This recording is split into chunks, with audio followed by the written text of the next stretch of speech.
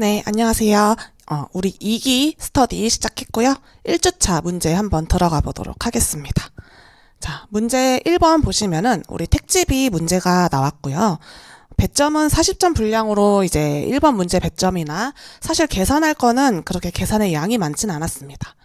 그리고 우리 다음 문제까지 한번 같이 보면은 2번 문제는 이제 매입자문 뭐예요? 매입자문 시장가치평가. 그리고 3번 문제는 상속세 관련한 우리 평가고요. 이게 이제 최근에 많이 지금 진행되고 있는 부분이기도 하고 그래서 상속을 했는데 분양권으로서의 상속이 되었다고 보느냐 그게 아니라고 보느냐에 따라서 이제 가격 차이가 나기 때문에 요거 한번 우리 검토해 보겠습니다. 그리고 마지막으로 4번 문제에서는 보상평가와 그 다음에 그 아래 조건이 결부되어 있어요. 근데 무슨 조건이냐면 해당 보상 대상 필지가 개발 제한 구역입니다. 개발 제한 구역이라서 그 계제가 해제된 상태로 이제 조건이 부여된 거고 그거에 따라서 보상 평가액을 어떻게 산정하는지 묻는 문제였습니다. 보시면은 특수한 논점이 많죠. 그렇죠? 택지비에다가 상속 분양권 평가, 택지비 분양권, 그쵸? 그 다음에 보상 평가, 그 다음에 3번 문제는 이제 토지 건물의 일반 거래 평가였어요. 자, 1번부터 한번 보시면 저희가 이제 제가 항상 강조하는 게 문제를 잘 읽으셔라. 문제를, 그쵸? A 시청으로부터 재개발 사업에 분양가 상한제 적용을 위한 택지비를 의뢰받았다. 자, 여러분. 이렇게 여러분 지금 뭐 읽으셨냐면은 분양가 상한제와 택지비 읽으셨죠? 그러면은 무슨 법률이 바로 튀어나와야 하나요? 무슨 법률이? 여기 있죠? 관련 규정상 뭡니까? 공동주택 분양가 산정규칙이라고 있습니다. 여러분 법전에도 있고요. 그 다음에 여러분 국가법령정보센터 가셔서 PDF로도 받으실 수 있어요. 보시면 우리가 이제 제일 집중해야 할 거는 10조 하고 11조입니다. 관련 규정상 적용해야 하는 이제 감정평가 방법은 어디에 나와 있냐? 공동주택 분양가 산정규칙에 나와 있습니다. 그리고 물음 2번 보시면 감칙 구조에서 규정하고 있는 필수적 기재사항. 오늘 문제는 감칙을 볼 게 좀 많아요. 감칙. 여러분, 구조에 뭐가 나와 있죠? 구조는 기본적 사항의 확정이죠. 여기에 1호부터 8호까지 나와 있습니다. 그쵸? 1호, 8호까지 나와 있어요. 필수적 기재사항에 대해서 나와 있습니다. 자, 1호가 이제 의뢰인부터 대상 물건, 목적, 시점 조건 이렇게 쭉쭉쭉 해가지고 감정 의견서, 평가 개요를 중심으로 작성하라고 나와 있고요. 여기 밑에 보시면 명세표하고 평가표에 들어갈 그 표현들을 여기 구조에서 규정하고 있다고 보시면 되겠습니다. 자, 평가 의뢰 내용 볼게요. 정비구역 면적 나와 있고요. 자, 건축 시설이 우리 재개발이니까 아파트하고 근생이 들어가 있습니다. 건설 계획 나와 있고, 자, 토지 6개 필지, 6개 필지 1단지로서 총 요 면적의 크기만큼 이제 뭐다? 택지비. 우리가 택지비를 산정하게 될 때 면적이 여러 가지가 있어요, 여러분. 보세요. 자, 여기 나와 있고, 여기 이렇게 있고, 이렇게 있고, 이렇게 있고. 보이시나요? 그쵸? 이렇게 3개 더하면은 전체 필지의 면적이 나오는데 그 중에서 우리가 정비 기반 시설 면적 빠지는 게 3,000이다. 그리고 근생으로 귀속되는 게 4,000제곱미터. 그리고 우리 택지비의 평가 대상이 되는 10,000제곱미터. 요게 평가 대상입니다. 그쵸? 평가 대상 공동주택 대지권 10,000제곱미터 이렇게 보시면 되겠죠. 자, 우리가 택지비 평가할 때 보셔야 할 중요한 날짜들이 나와 있죠. 보통 이제 우리는 항상 4인구 해서 4인구 체크하고 택지비 평가는 관리처분 계획 드디어 좀 성격이 다른 날짜가 나오죠. 관리처분 계획 날짜를 여러분 잘 체크해 주셔야 합니다. 자, 그러면 택지비 평가의 기준 시점은 언제인가요? 기준 시점은 여러분이 공동주택 분양가 산정 규칙을 가서 보시면 10조, 여러분 10조에 나와 있고요. 자, 10조의 3항 보시면은 감정평가 기관은 이제 사업 주체가 뭐다?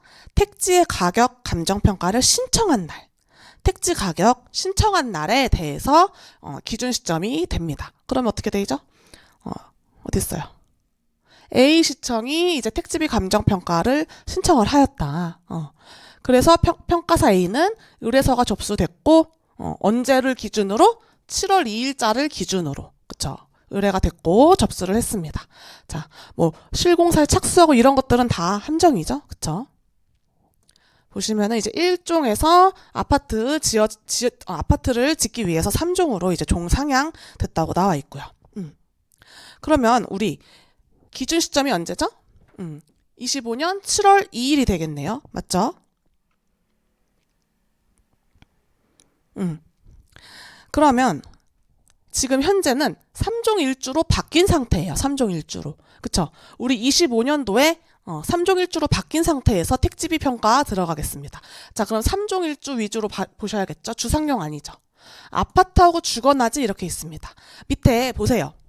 여러분, 주거나지도 못 고르는 건 아니에요. 고르면 안 되는 건 아니에요. 하지만 밑에 각주 보면은 아파트 사업계획 승인을 받아서 아직 조성이 완료된 게 아니라 조성 공사 중에 있습니다. 이러면 조금 애매하죠. 그죠? 그래서 우리는 요거 3종 1주의 아파트 대지 이렇게 갑니다. 자, 적용 공시지가 언제죠? 25년도 1월 1일로 가시는 거죠. 그쵸? 요렇게 2천만 원으로 가주시면 되겠습니다. 자, 평가 사례가 나와 있어요. 평가 사례는 표준지를 기준으로 해서 보시면 되죠. 가격 시점 가장 최근이고 평가 목적 택지비인 답원 선정해 주시면 되겠죠. 네. 요인 비교치 뭐 적당하게 나왔고요. 요거 보세요. 조합 제시 비용 자료 등이 나와 있습니다. 조합 제시 비용 자료 등. 우리 공동주택 분양가격 산정 규칙 보시면은 여기 11조에 평가 방법이 나와 있어요. 평가 원칙이 평가 기준. 그쵸? 공동주택 분양가 산정 규칙 몇 조? 11조에 뭐라고 나와 있냐면 1항에 이제 표준지 공시지가를 기준으로 하는 감정평가라고 나와 있어요. 1항에. 그리고 2항에는 뭐가 나와 있냐면 1항에 따라서 평가한 가액을 그쵸? 공시지 기준법으로 나온 가액을 해당 토지의 조성에 필요한 비용 추정액을 고려해서 합리성을 검토해야 한다. 즉 뭐예요? 토지의 원칙적인 평가 방법인 공시지 기준법 공시지가 기준법하고 반드시 뭐다? 비용에 들어간 비용 추정액이다. 토지의 조성에 필요한 비용 추정액을 고려하는 감정평가 방법이 뭐죠, 여러분? 조성원가법이죠. 그쵸. 우리가 이제 재개발 사업은 오랫동안 진행이 되잖아요. 요때 이제 모두 보상이 다 끝나고 토지가 취득됐다고 보시는 거예요. 시간이 흘러 관리처분 계획인가 나고 택지비 신청하는 날까지 흘러서 택지비 신청일 현재 기준으로 우리가 평가를 하시는 거죠. 그럼 요때 기준 시점에서 당연히 요때 1번 뭐다? 공시지가 기준법 하는 거고. 그쵸? 2번 뭐다? 조성원가법 기억나시죠? 매수했을 때 과거로 돌아가서 소지가액 매수한 금액에 들어가서 쭉 어떻게 비용의 조성에 필요한 비용 추정액을 가지고 검토를 하죠. 보시면은 감정평가액 보면은 종전자산이 3천억 원. 그 다음에 현금 청산하고 보상해주는 게 400억 원. 그 다음에 그 안에 국공유지도 있었던 거예요. 국공유지까지 다 취득하는데 얼마 들었다? 총 3,430억 원이 감정평가액으로 나왔다. 자, 이 금액은 실제 뭐다? 취득가액과 동일하다. 그리고 취득 시기는 관리처분일로 본다. 관리처분일. 그쵸? 관리처분일이 언제였어요? 24년 12월 31일이 되는 거예요. 12월 31일 언제? 24년도. 요때 관리처분일로 보고 취득 시기와 이제 기준 시점 차이 이렇게 차이 나는 거는 2%를 적용을 해줘라 그 말입니다. 자, 비용이 여러분 여러 가지가 나와 있어요. 보세요. 토지 관련 비용 예상 내역이었어요. 자, 뭐 현금 청산 380억, 그쵸? 국공유지 30억, 뭐 손실보상 20억 이렇게 해가지고 총 토지 관련 총 600억 원이다. 토지 관련 비용이 600억 원이 들었다. 그쵸? 요거 여러분, 요 현금 청산, 국공유지 매입, 손실보상 이거는 여러분 토지의 취득에 관한 비용으로 보는 게 아니죠. 그쵸? 토지의 취득에 관한 비용으로 보기보다는 얘네는 다 합쳐서 예상액이 뭐야? 430억 나오죠? 430억. 그러니까 600억 원 중에 430억하고 나머지 얼마예요? 그러면 600억 원 중에 430억 빼면은 200이 아니 170억? 170억 원 이렇게 서로 반란해 주셔야 돼요. 반란해 주셔야 돼. 요거가 우리가 집중하는 거죠. 그쵸? 건물은 2,700억 들었고, 그 다음에 밑에 각주 보면은 공통 해당 비용, 얘는 토지와 건물가액 비율로 안분해서 토지 조성비에 배분을 해라. 토지 조성비. 그럼 얘는 500억 원에 곱하기 토 플러스 건물 분의 우리는 토지에 안분해서 묻어가서 더해주면 되는 거죠. 그리고 가산비 항목은 분양가격 결정 시 이제 택지의 평가액에 가산하는 금액이 되겠습니다. 자, 그래서 자료 6번 보면은 도로는 이제 용도 폐지되는 기반시설 부지라고 써주신 거고요. 그쵸? 그 다음에 조성원가법 적용 시 조성에 필요한 비용 추정액. 우리가 여기서 조성에 필요한 비용을 추정할 거예요. 그거는 뭐다? 기준 시점 당시에 취득하는 걸로, 지출되는 걸로 보고 택지가액 결정할 때는 적정 이유는 7%를 적용하. 여러분, 요거 다 우리 조성원가법 하실 때 많이 연습하셨던 것들이에요. 우리 맨 처음에 기본 강의 하셨을 때 다 연습했어요. 기본 강의에서 조성원가법 하실 때 다 연습을 했습니다. 우리가 지금 이제 집중해야 할 거는 뭐다? 택지비의 평가는 아파트 중 주택 분양 대상이 되는 면적을 평가 대상으로 한다. 분양 대상. 근데 이제 편의상 아파트 전체를 이제 일반 분양으로 하는 것으로 가정해서 우리가 아까 확인했다시피 어떻게 됩니까? 택지비 평가 대상은 10,000제곱미터로 이루어진다고 보시면 되겠습니다. 소물음 1번 가서 다시 보시면 관련 규정 사항이니까 우리가 시상가액 산출 평가액 결정할 때 앞에 뭘 써주시면 좋겠어요? 뭘 써주시면 이제 처리 방침에 공동주택 분양가 산정 규칙 해주시면 되죠. 그죠? 공동주택 분양가 풀 네임 쓰세요. 공동주택 분양가 산정 규칙 몇 조? 10조, 11조에 의한다. 원칙은 뭐다? 공시지가 기준법이었다. 원칙은 공시지 기준법. 검토는 조성원가법. 둘 다 해본다. 둘 다. 그쵸? 둘 다. 그래서 우리가 아까 기준 시점 잡았었고 그 기준 시점 최근 공시지가 25년도 1월 1일로 했었죠? 3종 1주 아파트 표준지 선정을 했었고요. 그 다음에 기본 그 밖의 요인 보정치 할 때도 택지비 평가 선례 다를 선정해서 공시지 기준법은 크게 어려운 게 없었어요. 개별 요인 비교도 없었고 그저 뭐였다? 그저 표준지 잘 고르고 그 다음에 요거 그 밖의 요인 평가 선례 잘 고르고 그렇게 했을 때 단가가 이제 3,500만 원이 나왔고 그 다음에 우리가 곱해줘야 할 면적은 어디? 주택 분양 부분이죠. 공동주택 대지권 부분 그쵸? 공동주택 대지권 부분이 되겠습니다. 택지 면적 중 그쵸? 공동주택에 해당하는 면적 기준. 택지 면적은 전체 얼마였어요, 여러분? 17,000이었어. 17,000. 응? 택지 면적은 17,000이었다고. 그 중에 공동주택은 4,000은 근생, 나머지 3,000은 이제 정비 기반 시설로 빠졌다. 이렇게 보시면 되겠죠. 자, 조성원가법이 좀 까다롭죠, 그쵸? 조성원가법. 자, 근데 조성원가법의 구조는 여러분 뭐예요? 간단하잖아. 내가 간단하다 했잖아. 그쵸? 취득가, 매입가. 그쵸? 조성에 필요한 비용. 요거 두 개 목차잖아요. 똑같아. 조성 전에, 소지 매입가잖아. 소지 매입가. 소지 매입가 개념이랑, 매칭되는 거죠. 그쵸? 자, 토지를 취득하는 데 있어서 들어간 비용을 우리가 뭘로 확정 지어 주셔야 돼요? 여러분 자료 5번 보세요. 자료 5번. 자, 종전자산, 현금청산, 국공유지. 요게 이제 우리가 토지를 취득할 때 들어간 비용으로 잡아주는 거죠. 그쵸?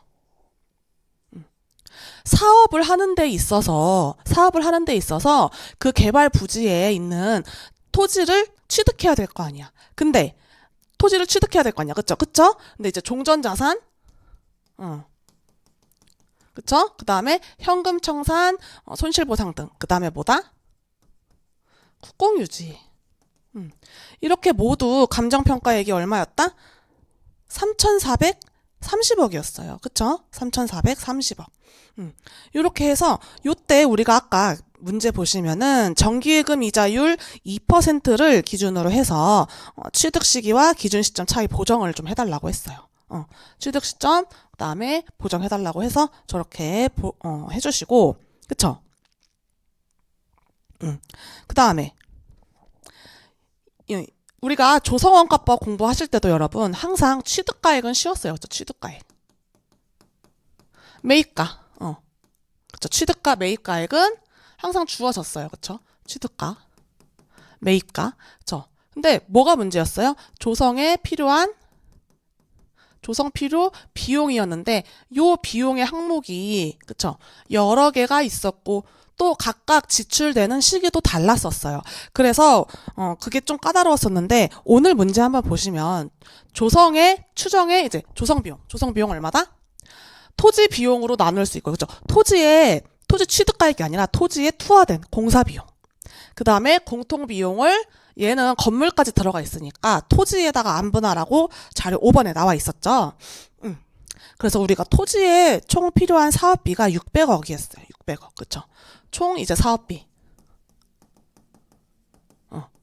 총 사업비는 600억 원이었다고. 근데 그 중에 현금청산, 국공유지, 손실보상 다 더하면 430억이거든요. 430억? 얘는 취득한 비용이에요. 취득한 비용. 다시 한번 볼게요. 문제. 헷갈리지 마실게. 그러니까 너무 복잡하게 생각하지 마실게. 자, 글자를 잘 읽어보세요. 요거는 평가기관이 산술평균에서 딱 찍어준 금액이야. 3,430억. 그리고 총 사업비 예상 내역으로서 현금 청산할 때, 국공유지 매입할 때, 손실보상할 때 이렇게 예상으로 잡아둔 거야. 잡아둔 거. 그리고 딱딱딱딱 다 해가지고 총 600억 원이 토지에 관련된 비용으로 들어갔다. 그쵸? 현금청산 국공유지 손실보상은 매입에 관련된 부분이고 그 나머지 부분을만 우리는 가져오자 이 말이에요. 그쵸? 그래서 저 430억 뭐다? 손실보상, 현금청산, 국공유지 빼면은 토지에 투하된 비용은 얼마다? 170억이다. 170억. 토지에 투하된 비용. 기억나시죠 여러분? 토지 매입가에 그 다음에 투하 비용 이렇게 들어갔었잖아. 그리고 공통 비용은 총 500억 원이었는데 얼마로 하래요? 500억? 그쵸? 안분, 토 플러스 건분의 토. 건물은 얼마였어요? 2,700. 건물은 2,700. 그쵸? 건물은 2,700. 토지는 우리가 어떻게 해주시면 돼요? 토지. 공통 해당 비율은 토지와 건물가액 비율로 안분을 하라고 했어요. 그러면은 우리가 토지 가액을 뭘로 봐주시면 되냐면 종전자산과 그쵸? 플러스 종전자산과 그 다음에 총 사업비 종전자산과 사업비로 들어가 주시면 되는 거예요. 그쵸? 얘는 건물 그쵸?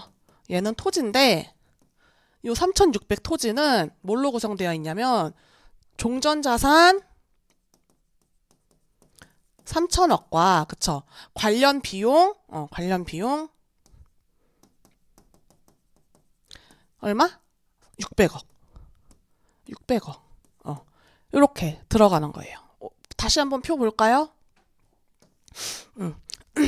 토지와 건물가액 비율로 안분을 해라. 아이고. 자, 토지, 건물가액. 어떻게 이 500억 원을 뭘로? 토지와 건물인데 종전자산 플러스 토지에 관련된 비용. 얘 전체를 우리가 토지 가액으로 보는 거예요. 건물에 관련된 비용은 얼마? 2,700억 원이었다. 토지에 관련된 비용은 얼마?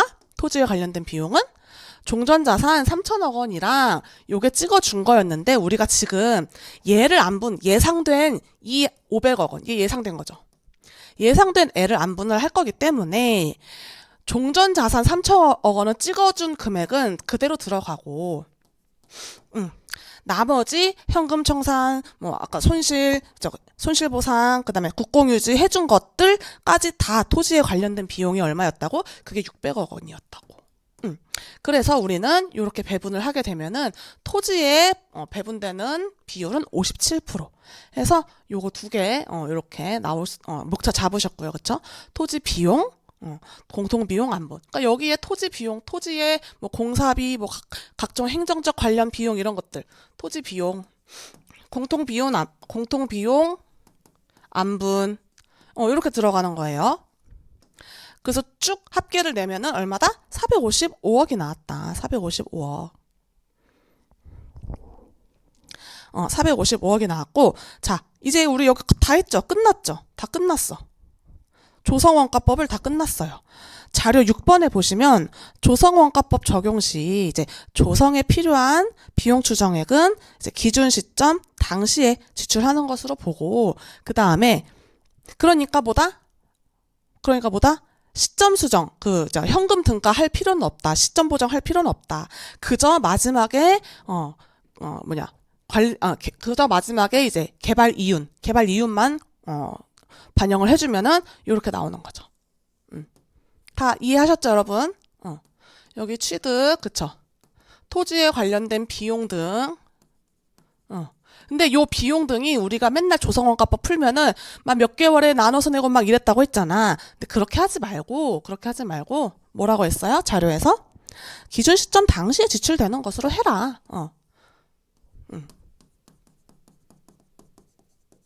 우리가 아까 여기 금액은 예금 금리로 해줬었고, 그쵸? 그 다음에 비용은 여기서 투하되는 거로 그냥 봐라. 455억. 그냥 그렇게 해줘라. 그 다음에 요거를 다 합쳐서 우리가 이윤율도 반영을 해줘야죠. 그쵸? 개발 이윤도 반영을 해주면은 나온 금액이 4,193억이 나오는 거고, 4,193억. 자, 요 택지 가액은 뭐예요? 여러분?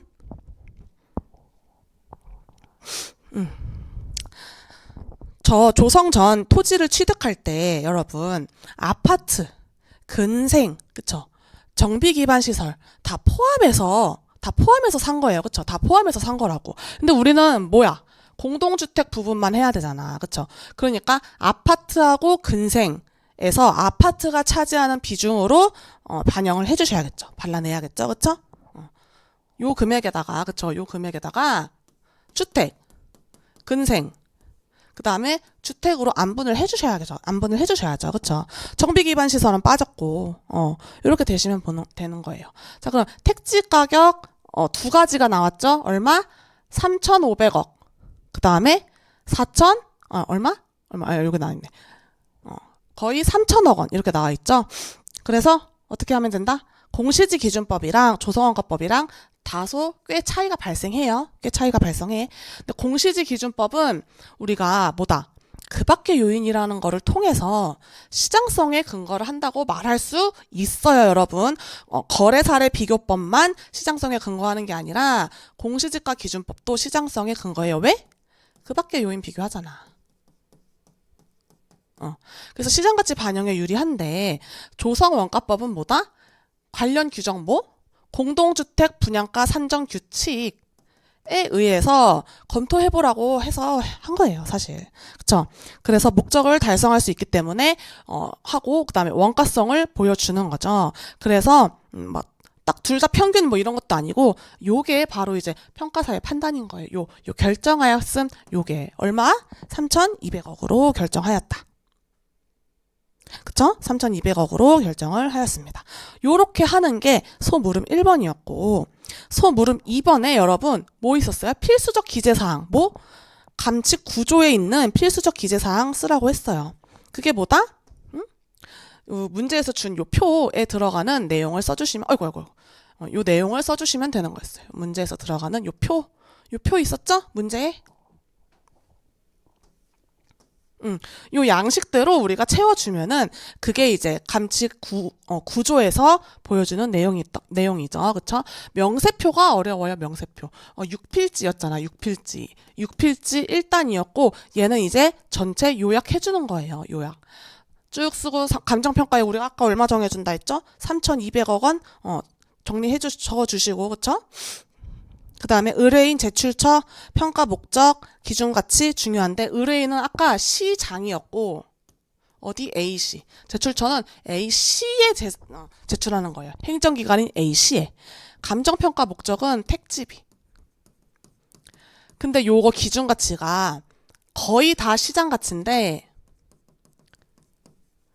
얘는 시장 가치 외로 봐야 합니다. 시장 가치 왜요? 왜?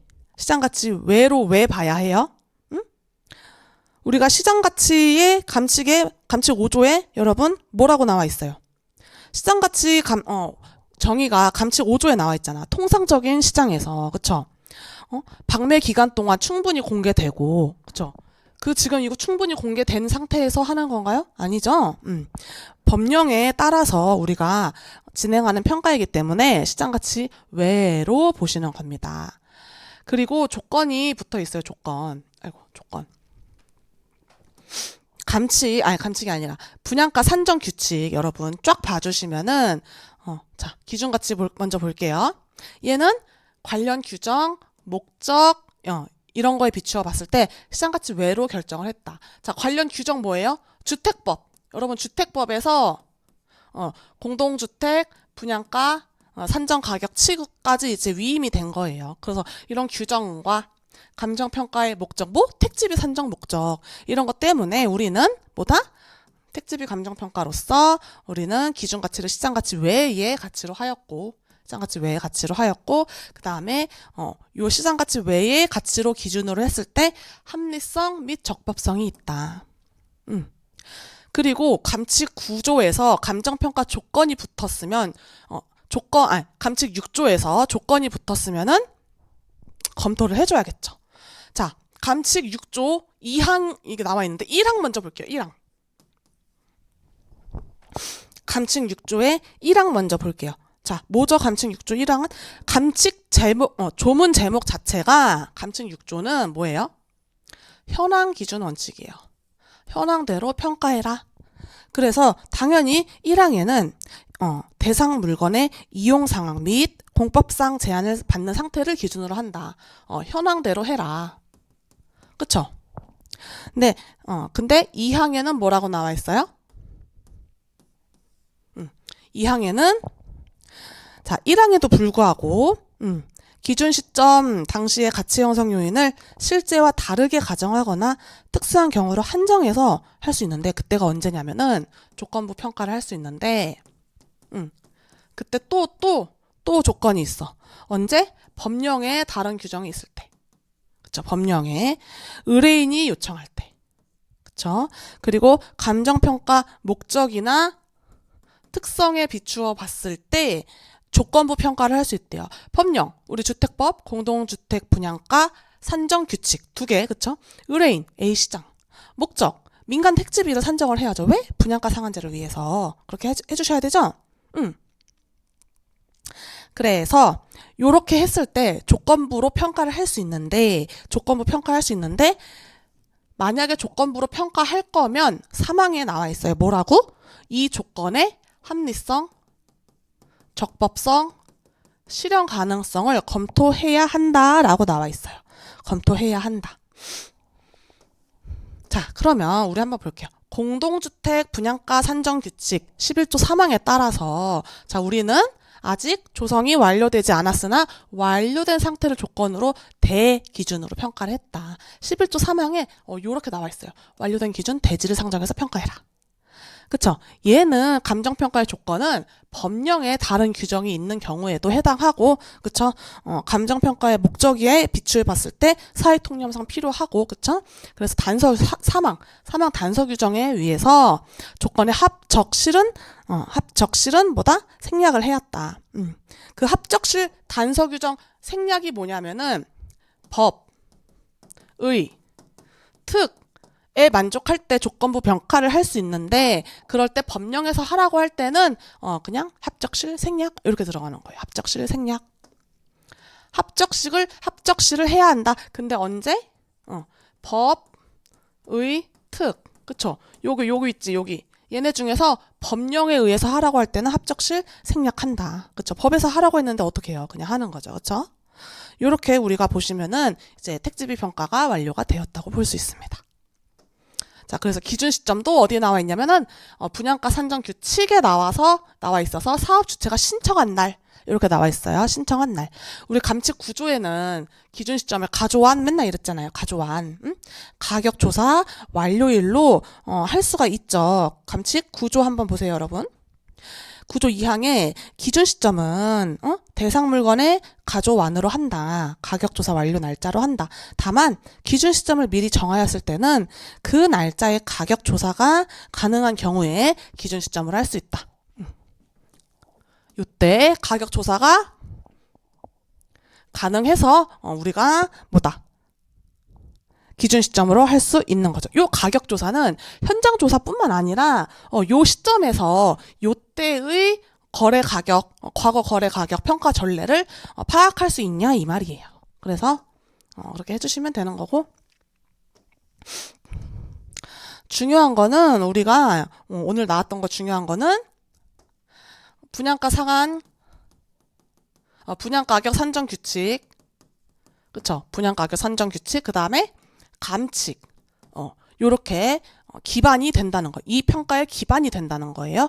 또 감칙 7조에 이제 6필지 1단으로 이용되고 있는 게 사경행 만족한다. 사경행.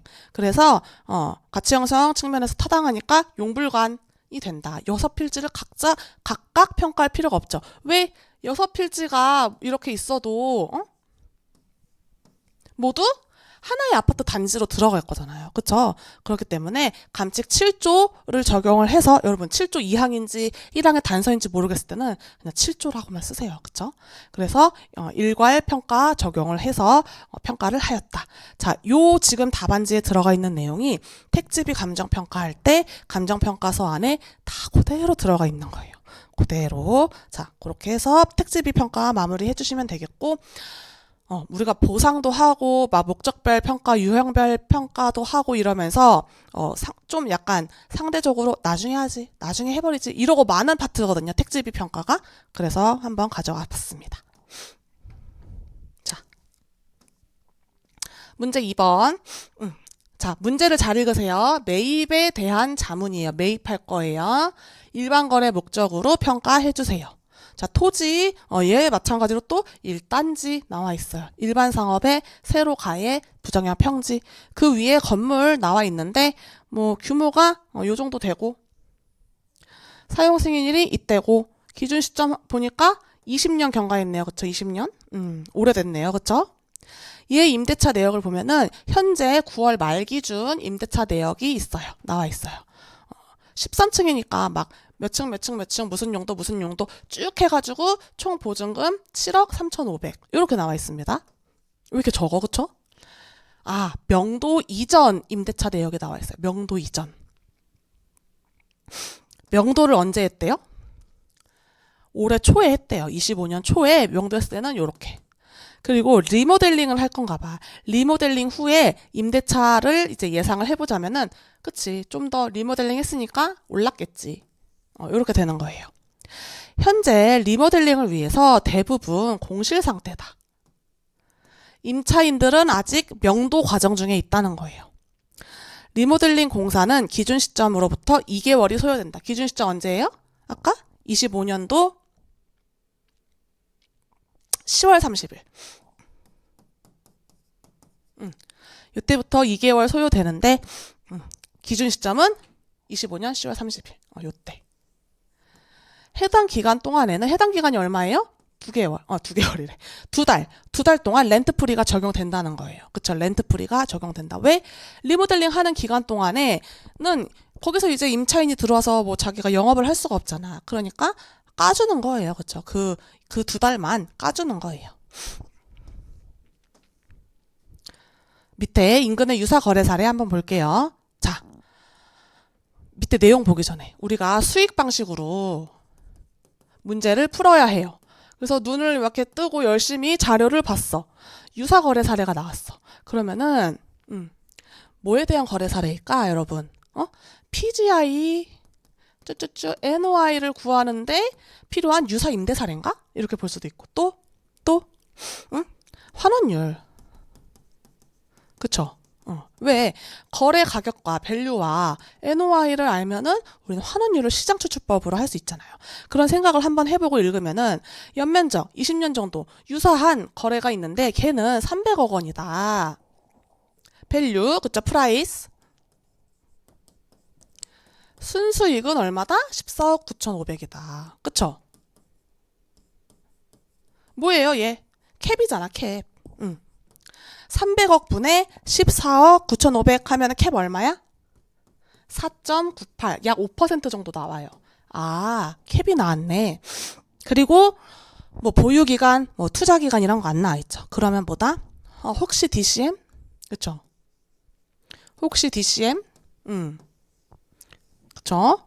얘를 지금 추출법으로 했을 때 4.98%라는 유사한 거래 사례가 있었고, 위에 보니까 나는 도심인데 캡이 4%, 위에 투자 수익률, 자본 수익률, 소득 수익률 나와 있는데 여러분이 캡 환원율을 고려하려고 할 때, 환원율을 검토하려고 할 때, 자, 소, 투, 자, 투 중에 뭐 하실 거예요? 소, 자, 투 중에. 에? 제가 어려우면 투자 수익률은 할인율, 그쵸? 할인율로 외우라고 했잖아. 그쵸? 그 다음에 소득 수익률은 NOI랑 결부 지우라고. NOI를 시점 수정해야 할 때나. 그쵸? 그 다음에 자본 수익률은 성장률. 즉, 소득 수익률을, 이거 분기마다지. 분기마다 소득 수익률을, 계산을 해보면은, 누적 복리로 계산을 해보면은, 1.25, 우리 업무용으로 들어가면 되나요? 업무용 기준으로 했을 때, 0.1, 0.1이 아니지. 1.4승을 해달라고. 4분기. 빼기 1 하면은 얼마가 나와?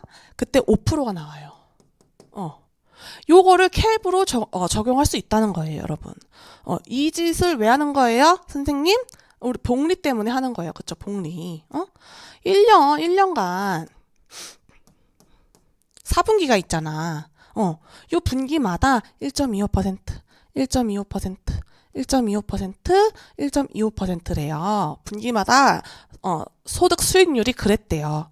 그러면은 1년 전체로 봤을 때는 우리가 5%로 볼 수 있다는 거죠. 그쵸? 우리 시험에 달리는 안 나와요, 여러분. 물론 나올 수도 있겠지만 간편하게 하라고 해서 봤을 때는 다 복리 적용해가지고 소득 수익률 구해주시면 되는 거였고. 그래서 환원율 기준으로 했을 때 우리가 참고할 수 있는 게 소득 수익률과 그쵸? 소득 수익률, 무위험이자율, 국고채금리, 그 다음에 캡. 근데 얘는 프라임급 오피스야, 프라임급. 나는 20년 넘어갖고 막 리모델링 하고 있는 거잖아. 자, 그래서 명도 이전의 공실 수준. 그러니까 명도 명도 계약이 일어나기 전에는 당연히 표준적 공실 수준과 유사한 것으로 판단해서 수익가액을 내봐야겠죠. 그거는 5%였다. 그리고 임대료는 그냥 똑같다고 가정하고, 영업경비는 근생의 경우에는 관리비 일부 받고, 근데 본건처럼 업무시설인 경우에는 그냥 EGI에 20% 때려주세요 하는 거예요. 나머지는 이렇게 있고. 자, 그러면은 우리 지금 매입에 대한 자문이었어요. 응? 매입 자문, 일반 거래, 기준 시점은 25년 10월 31일. 25년 10월 31일. 근데 한 2달 정도 리모델링 기간이 있대요. 리모델링 기간은 2달 정도 걸리래요. 근데 기준 시점은 이때라고, 이때. 이때라고. 우리가 가지고 있는 자료 중에 현행 임대차 9월 말 기준 현행 임대차 지금 현재 임대차 가지고 있고, 그 다음에 25년도 1월 30일 옛날에 명도 이전 임대차 정보 가지고 있고, 자료 3번, 자료 2번에 3번 보면 리모델링 후 언젠가 되겠지. 리모델링 후 예상 임대차 내역. 보증금과 월 임대료에 관련한 자료가 3개나 있어요. 여러분, 우리는 기준 시점이라고요. 기준 시점이 어디라고요? 여기라고요. 그쵸? 현재 명도 중에 있어갖고, 막 어떤 층은 임대료 없고, 어떤 호실은 아직 임대료 받고 있고 이렇단 말이야. 현행 임대차 보세요. 현행 임대차. 지금 7억이야, 7억. 이거 구멍이 숭숭 나 있는 상태라고요. 우리는 그럼 뭘 해야 돼? 명도 이전? 명도 이전 갖다가 이렇게 미래로 구할까요? 아니죠. 왜 매입을 하는 거예요? 왜 매입을 하는 거예요? 미래 가치를 보고 매입을 하는 거잖아. 그러니까 예상 임대차 내역 가지고 우리가 뭐 해주면 된다? DCM 해주면 된다는 거예요. 문제는 상당히 간단하고 적용하는 개념도 DCM으로서 간단한데 자료만 읽고 맥락을 찾기가 어렵죠. 그렇죠? 직접 환원법에 의한다. 기준 시점 써주고 NOI를 적용하는 기준 자료로서 우리는 뭐 한다? 리모델링 후 확약된 임대차 내역, 뭐 예상 임대차 내역, 확약은 아니에요. 그렇죠? 확약, 예상 임대차 내역을 기준으로 하고, 근데 중요한 거는 렌트프리 적용해야죠. 렌트프리 적용해야 돼요. 요거 띄어쓰기 좀 이렇게 갖다 붙여주세요, 여러분. 자, 어딨어? 리모델링 후 예상 임대차 내역 보면은 보증금이 15억 7,500, 그쵸? 무위험 이자율, 그쵸? 얘 뭐였어요? 월 임대료죠. 월 임대료. 그 다음에 관리비 곱하기 12개월 해주면 얼마다? PGI 나오는 거고. 0.95 때리고. 그 다음에 어떻게 하래요? 관리비는 EGI 20% 때리래요. 그쵸? 그렇게 하면 NOI는 15억 5천이다. 얘는 뭐예요? 얘는 12개월 기준으로 그냥 한번 심심해서 구해본 거예요? 아니에요. 렌트풀이니까 10개월로 구해야 되는 거 아니에요? 여기 10개월로 들어가야 되는 거 아니에요? 아니죠? 아니에요. 왜? 자, 우리가 요 리모델링 한 요 1년만 보고 지금 투자하는 거예요? 아니에요. 이때만 잠깐 10달치 임대료인 거고, 앞으로 계속 매년 12개월치 꽉꽉 채워서 받을 거야. 그러니까 12개월치를 구한 거예요. 12개월치를 구한 거야. 얘 가지고 R 해주면은 아주 적정한 수익가액이 나오겠죠? 근데 기준 시점 현재 2달 빠져야 된다. 2달. 요거 월 임대료 2달은 빼주세요. 이만큼은 빼주세요. 2억 4,500은 NOI에서 빼주세요. 아이고. 요렇게 나와 있는 거예요. 자, 보셨죠? 렌트프리 손실액 여기다가 표시를 해주고 계속 쭉 갈게요. 환원이율은 우리가 아까 해준 대로 쭉 해서 결정은 유사거래 사례 기준으로 뭐 약 5% 정도 해라. 소득수익률은 개별성 반영 미흡. 국고채는 얘는 무위험이자율 성격이고 캡은 프라임 오피스 위주로 조사된 애들인 거죠. 그래서 우리는 캡으로 5%, 4.98% 적용하고 NOI 1기 NOI 1기를 해야지 이 부동산의 앞으로의 현금 흐름을 반영한 수익가액이 나오는 거겠죠. 여기다가 10개월치 반영을 해서 여기다가 R 때려버리면 여러분 좀 작은 금액이 나오겠죠. 이 금액이 이 부동산의 본질 가치, 수익 가치라고 하면은 안 됩니다. 렌트프리는 일시적인 거고, 앞으로 수익환원법에 정의 자체가 뭐예요? 대상 부동산이 창출할 수 있는 예상 현금 흐름을 가지고 가액을 구하는 방식인 거죠. 자, 그래서 여기는 12개월 기준으로 해주시고요. 2달치는 한번 지금 빼주면은, 요렇게 나온다. 2달치를 더 해주면은, 안정화된 수익 가치라고 볼 수 있다. 요렇게 보시면 되는 거예요. 무슨 말인지 아시겠죠? 논리를 전개해 가는 과정을 잘 따라와 보세요. 자, 그래서 이런 식으로 정리를 해주시면 되겠습니다. 그래서 우리가 32회에도 그랬어요. 32회. 32회에도 PGI, EGI, NOI 요렇게 있었었는데 요때는 곱하기 12개월 월 임대료는 곱하기 10개월 해줬고 플러스 관리비는 12개월을 해줬어요. 이때의 상황과 맥락과 과정과 달랐어요. 요때 이제 32회 때에 이제 1번 문제였는데 한번 가서 비교해보세요, 여러분. 그때는 3방식 하는 문제였었고, 그때의 수익 방식을 풀 때에 있어서, 월세는 이제, 렌트프리 적용해서 10개월만 받는 게 맞아요. 10개월만 받는 게 맞아. 그 문제 상에는. 근데 관리비는 그럼에도 불구하고 관리비는 1년 내내 관리가 해야 되잖아. 그쵸? 2달 임대료 안 받는다고 그 건물이 멈추나요? 그 건물의 운영이 멈추는 게 아니죠? 그래서 관리비는 12개월을 받는 게 32회의 트릭이었습니다. 한번 가서 비교를 해보세요. 렌트프리 문제가 나왔을 때는 무조건 이렇게 푸는 거 아닙니다. 그쵸? 아니에요. 네. 자, 그 다음에 우리 3번 문제 한번 보겠습니다.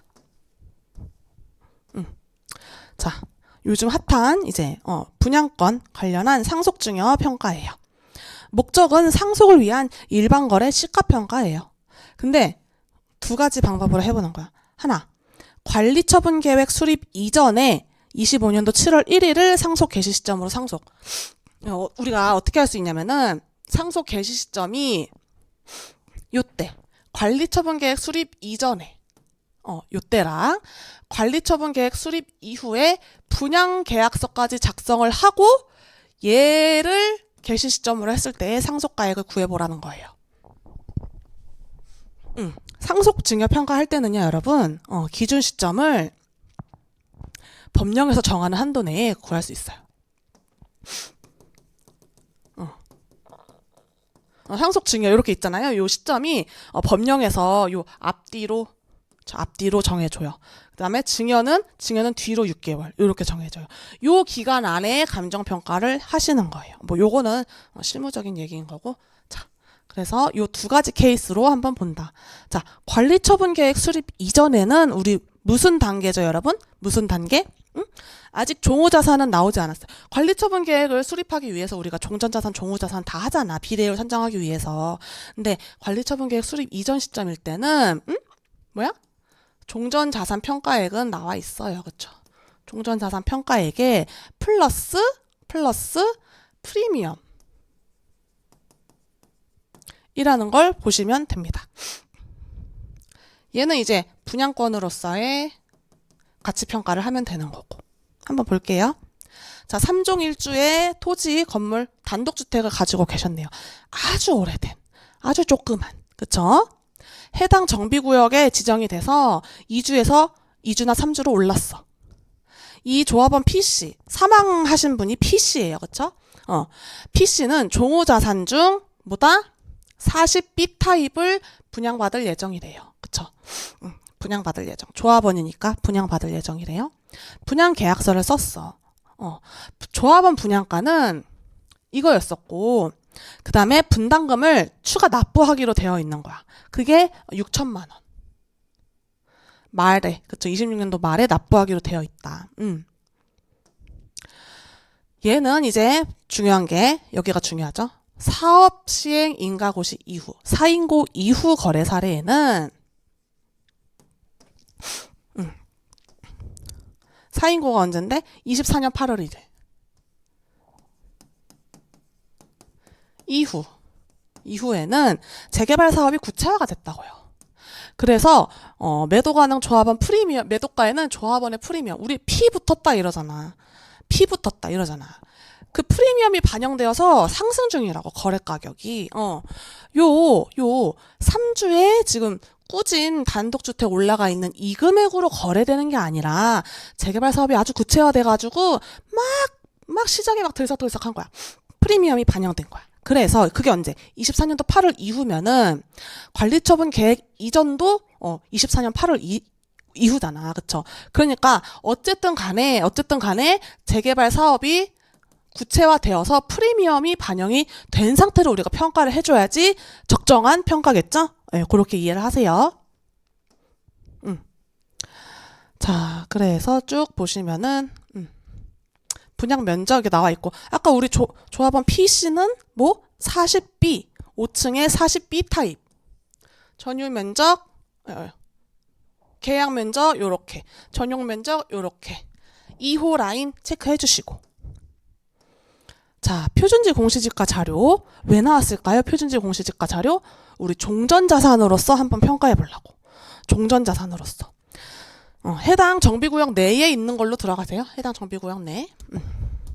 상업용 아니죠? 3주 단독주택 요걸로 가주시면 되겠고, 3번 그쵸? 3번으로 가주시면 되겠고, 기준 시점 이전 최근 공시지가에 25년도 1월 1일 공시지가 가져가시면 돼요.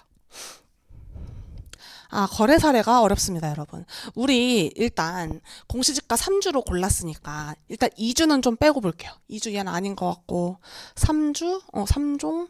주거용? 괜찮네. 그쵸? 괜찮네. 해당 정비구역 내의 소재에서 정상 거래 사례네. 거래도 24년도 8월 이후에 됐네. 그쵸? 프리미엄이 반영된 아주 좋은 사례인 거죠. 아주 좋은 사례. 아주 좋은 사례예요. 거래 금액 3억 2천만 원. 토지 면적. 그쵸? 그 자료 우리 1번에 다시 5번 보면은 거래 관행은 대체로 노후화되어 있어. 뭐가? 건물이 대체로 노후화되어 있어서 토지 면적 기준으로 가격이 형성되어 있다는 거예요. 그쵸? 그럼 토지 면적 기준으로만 봐주시면 되겠네요. 얘는 아파트네, 아파트. 아파트. 거래 시점, 그쵸? 정상 거래 사례, 전유 면적, 우리 조합원 PC가 받을 전용 면적이랑 똑같네요. 그게 얼마라고? 6월 달에 4억 5천이었대요. 4억 5천. 사용 승인일은? 근데 너무 옛날이야. 얘도 아파트. 사용 승인일이 최근이야. 그럼 쟤보다는 얘를 가격 자료로서 보는 게 낫겠죠? 보아하니, 5억 5천이고, 전유 면적도 똑같아. 정상 거래 사례야. 2주라서 고르면 안 돼가 아니라, 여러분 2종 1번 주거 지역이어도 사례가 마땅한 게 없잖아요. 그러면은 아파트 사례 저거 가져가시는 거예요. 용도 지역이 반드시 똑같아야 되는 것도 아니고요. 토지 평가할 때 공법상 제한 중 용도 지역이 같거나 비슷할 것 이거잖아. 얘는 심지어 집합 건물이잖아. 그쵸? 너무 여기에 집착하지 마세요. 그래서 거래 사례 5번 보면은 지금 최근 신축 아파트잖아. 25년도 3월에 지어졌다며. 신축 아파트네. 그 아파트의 시장 가격이네. 뭐 건물 신축 단가는 뭐 종전자산의 그 꾸진 건물 그거 하라는 거겠죠. 뭐 집합 건물 개별 요인 비교 나와 있고, 뭐 경과 연수 나와 있고, 층 요인 나와 있습니다. 자, 우리 1번 뭐였어요?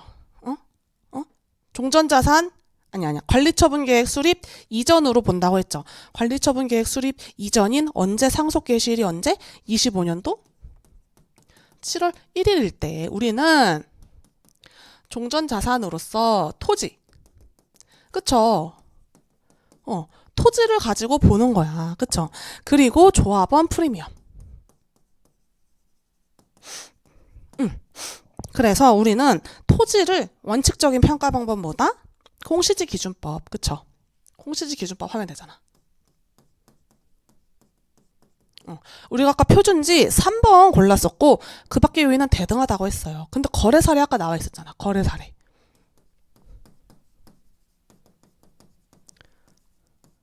거래 사례. 우리가 거래 사례 아까 표시해 놓은 게 뭐가 있어요? 응? 요거 보이세요? 3주의 주거용의 아주 꾸진 건물의 최근 거래인데 해당 정비구역 내에 소재해 있고 기준 시점 거래 시점도 재개발 사업이 아주 구체화된 이후에 프리미엄이 반영된 정상 거래 사례네요. 3억 2천. 그래서 우리 답안지 보시면 공시지 거사비 하는 거예요. 토지에 대한 공시지 지금 물음 1번 얘는 지금 관리처분계획 이전 그쵸? 공시지 그 다음에 토지 거사비 이렇게 건물은 안 해도 돼요 여러분. 안 해도 되고 해도 되는데 일단 해본 거예요. 가격이 얼마 되지가 않아요 건물이 그쵸? 건물 가격은 얼마 되지도 않고 공시지로 했을 때 요만큼 거사비로 했을 때 3억 3,900 그쵸? 거사비로 했을 때 3억 3,900 토지 거사비만 한 거잖아. 여기 보세요. 사례 3번은 프리미엄이 반영된 거래 사례로 한 거라서 얘는 아주 잘 산정된 토지 가격이에요. 그래서 주방법과 다른 방법에 의한 시사가액이 거의 유사하다.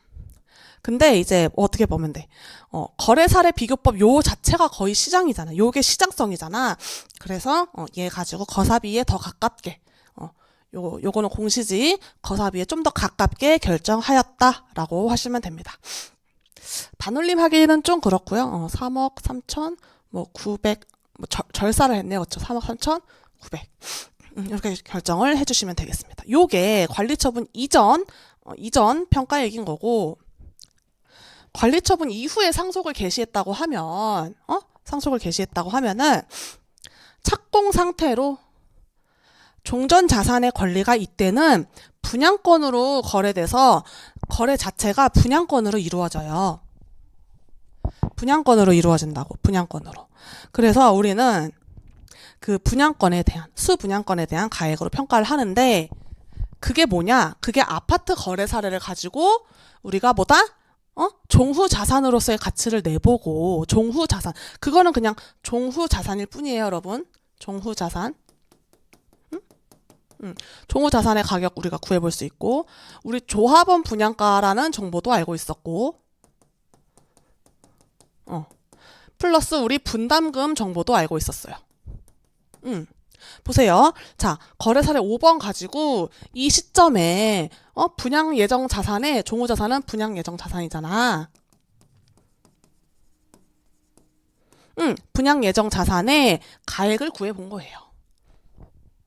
얘는 분양권은 아니야. 종후 자산으로서의 가액이라니까.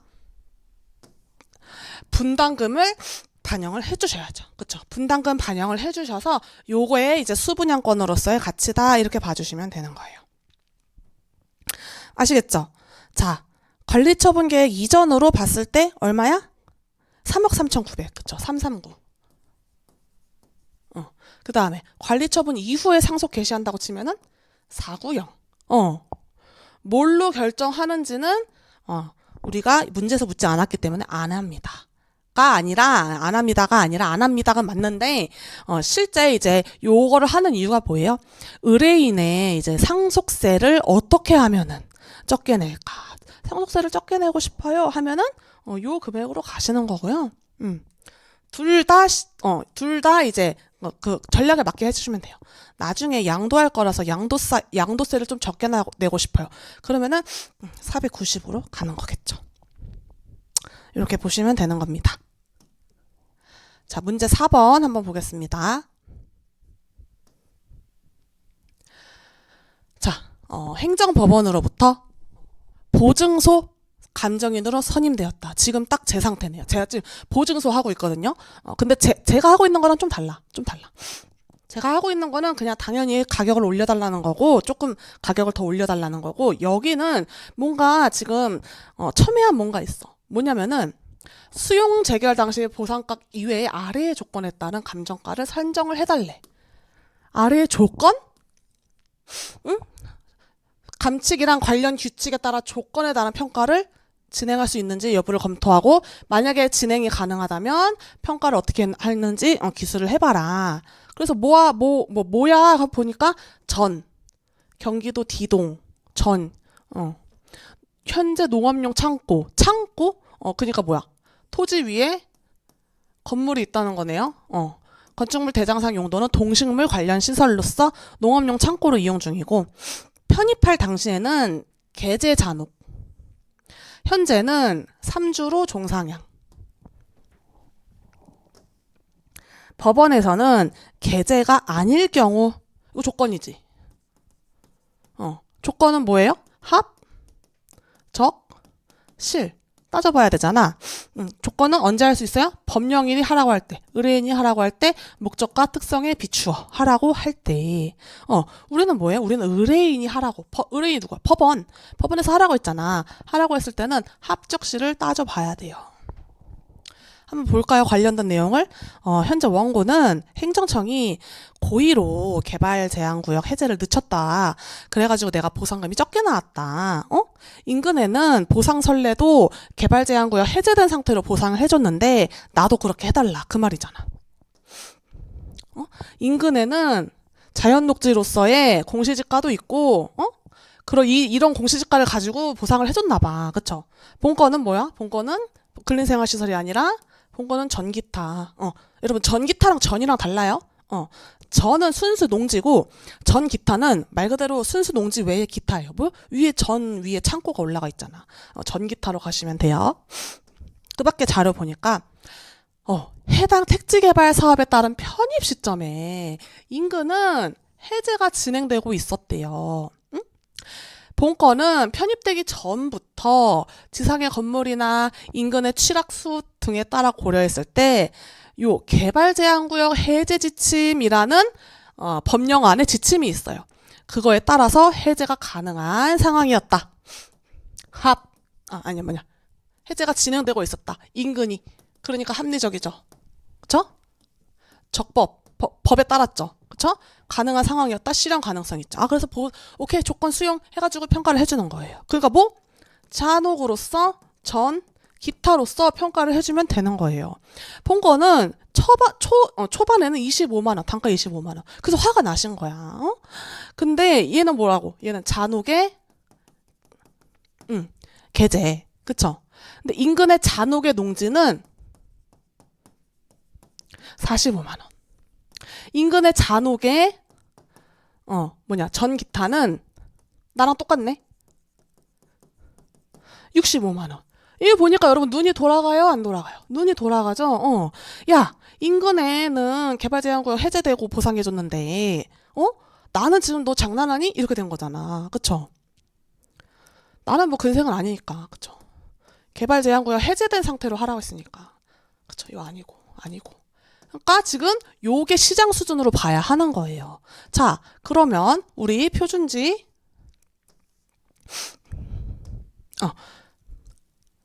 비교 표준지를 선정을 하고 보상 평가액을 기술을 하래요. 비교 표준지 우리는 D번으로 골랐죠? 가서 보시면은 자, 조건에 대한 검토 들어가야지. 그치? 합적실 들어가야지. 합리성, 인근은 해제 중이었대. 적법성, 그 개발제한구역 해제 지침에 따라서 가능하면 적법했대. 그쵸? 실현 가능성, 우선 해제 지역으로 당연히 해제가 가능했대요. 그러니까 수용 가능하다. 그래서 감정서에 기재하고 조건부 평가로 들어간다. 비교 표준지는 D번으로 들어가는 거고, 그 다음에 따로 공시지가나 이런 게 없었으니까 잔혹 전 기타 가지고 요 정도는 나와야 되지 않겠니? 하고 기술을 해주시는 거예요. 아시겠죠? 저 계산이 중요한 게 아니라 여러분, 앞에 서술과 요 논리가 중요합니다. 그래서 여러분, 계산도 중요해졌고, 이제 논리 전개도 중요해졌어요. 그래서 우리가 지금 여러분 1번에는 여러분이 계산에다가 좀 헤매는 부분이 있었을 것 같은데, 1번 계산하는 스킬은 택지비 평가를 이해한 다음에 계산하는 거에 대해서 연습을 하시고요. 계산을 왜 이렇게 해야 되지? 택지비 때문에. 이렇게 공부만 하지 마시고 택지비 평가는 이렇게 하기 때문에 계산은 이렇게 하는 거구나. 그쵸? 요렇게 공부를 해주시길 바랄게요. 문제 2번도, 그쵸? 문제 2번도 아주 뉘앙스와 맥락이 아주 야식구리했죠. 그쵸?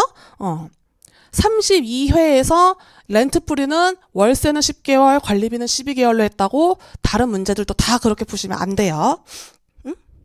그 2번 문제는 그쵸? 전체 안정화된 정상적인 NOI를 가지고 DCM을 했어. 거기서 지금 딱 2달 동안 렌트 빠지는 거, 임대료 빠지는 거 차감해준 그거예요. 그쵸? 그래야지 2억 4,500이 빠졌을 때랑 안 빠졌을 때 가격이 둘 다 가늠을 해볼 수 있잖아. 그렇죠? 문제 3번은 이제 상속과 관련된 문제인데 상속이라기보다는 뭐다? 분양권과 그쵸? 분양권 이전에 그쵸? 종전자산과 피가 붙은 상태 요 2가지 케이스였다. 요렇게 정리를 한번 해주시면 되겠습니다. 자, 오늘 고생하셨고 다음 주에 보도록 하겠습니다.